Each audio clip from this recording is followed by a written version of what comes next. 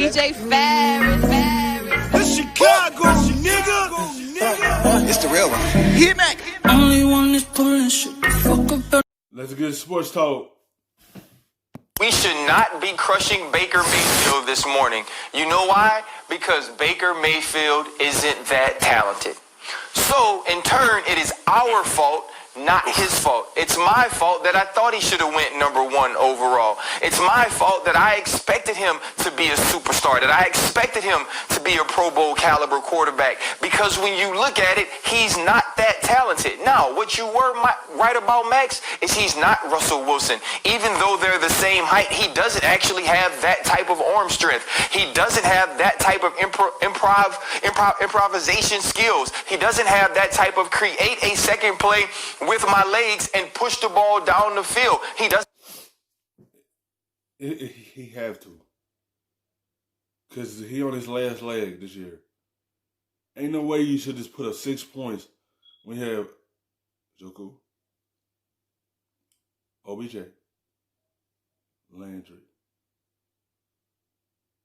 Hooper. Ain't no way that you got 4 weapons outside of you. And then you have Kareem Hunt and Chubb when he get back. Ain't no way that you have these weapons and you only put up 6 points. Ain't no way you have this surrounding you and you still haven't figured it out, even though this week 1. But you have to straight up or they gonna kick you out. You in your clothes. And you go ahead and bounce around this league. Do you want to be the main guy for Cleveland? And be the franchise guy? And help this team start winning? You have the weapons around you to help change this franchise. And you only put up 6 points yesterday. You got to have a better outing the rest of the way. Or they going to move on from you. Like that. Have that type of talent. We thought he was Drew Brees excellent.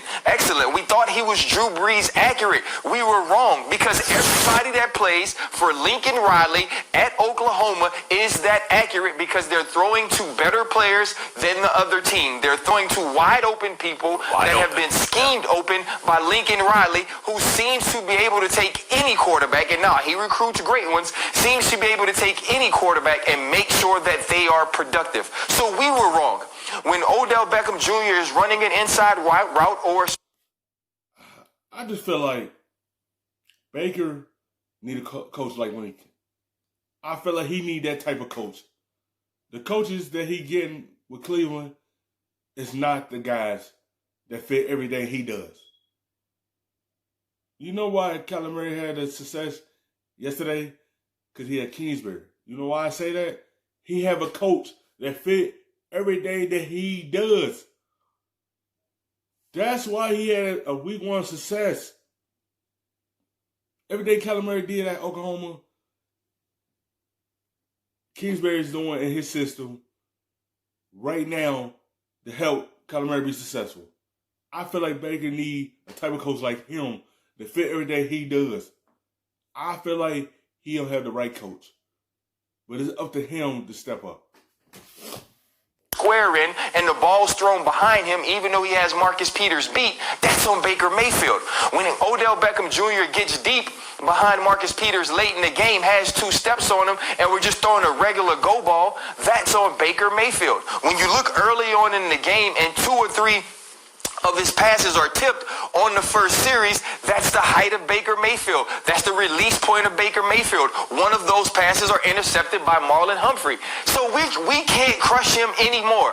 From now on, we need to look at Baker Mayfield in a different way. See, what we were looking at him as was the Heisman Trophy winner and the first overall pick. Let's stop that. Let's look at him as the guy who had to walk on to 2 different teams in college. the guy who wasn't good enough to play at Texas Tech, so he went to Oklahoma as a walk-on and earned his way. Maybe if we start seeing him there, if we start seeing him from the bottom level of his talent, we can now appreciate the things that he did well. We can appreciate the times that he did excel, the times that he was successful, because we have to now realize that he's not that talented. And that's okay. But you just crushed him worse than you just crushed him in the worst way. You just crushed him in the worst kind of way, RC, because I don't see any malice in you. But by telling, but like that's truthful and it makes sense, Stephen A. And that's the worst kind of crushing, to say we can't look at him like the number one pick anymore. Well, let me say this, guys. A couple of things that need to be mentioned here. First of all, let's not forget Kevin Stefanski, because I'm going to say this, I'm going to ask a rhetorical question. Who the hell is he? I mean, the fact of the matter is that when he was in Minnesota last year, if I remember correctly, Ryan Clark, didn't they have the 23rd ranked passing attack? I mean, if I remember correctly, I think that was about right. And last time we checked, when they were going against the San Francisco 49ers in the NFC divisional playoff games, they finished the game with a grand total of 7 first downs.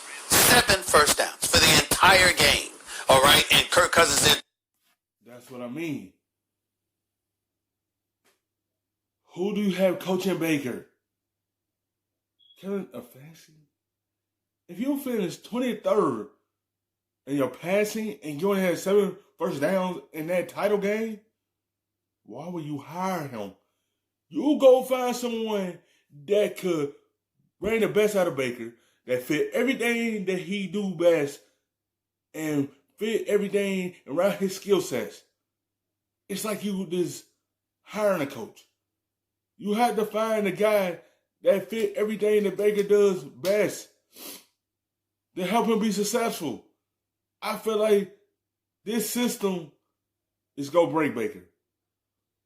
If Baker find a way to break that system and have a solid okay year for them, then they know what they having going forward. But if he don't, it's because he have to be around the right coach that fit everything he does. Throw for even 200 yards. So we got to look at it from that perspective. And last but not least, already there's stories in Cleveland about how Baker Mayfield and Odell Beckham Jr. have to get on the same page. Even the head coach is admitting they're not on the same page. How, after all of last year, in this offseason, with all the bantering and chitter-chatter going on, how you are not on the same page with your number one wide receivers. Not like you're not on the same page with quarterback. Not like you're your running back, or the secondary wide receiver, or your tight end, or you're not in sync with what your offensive line wants you to do in terms of getting rid of the football quickly enough. This is your number one wide receiver. Last year to this year, y'all should be on the same page. How's y'all not on the same page right now? Y'all should be on the same page right now. With that offense, it should be no 6 points. It should be more than 6. That show you they still haven't figured it out right now. If you only can score that one touchdown, and that's it. That show you they not here. They not eye to eye after all last year coming in this season, and it's still ain't there. If it's not going to be there, I'm trying to tell you it's going to be broke. And everybody going to go their separate ways. Because Odell's career is going down in Cleveland. Like, he just not the same player in Cleveland. Because y'all just had to do his highest quarterback play.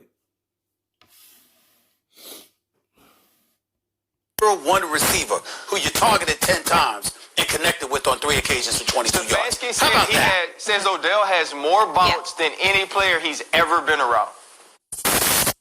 Thanks for watching ESPN on YouTube.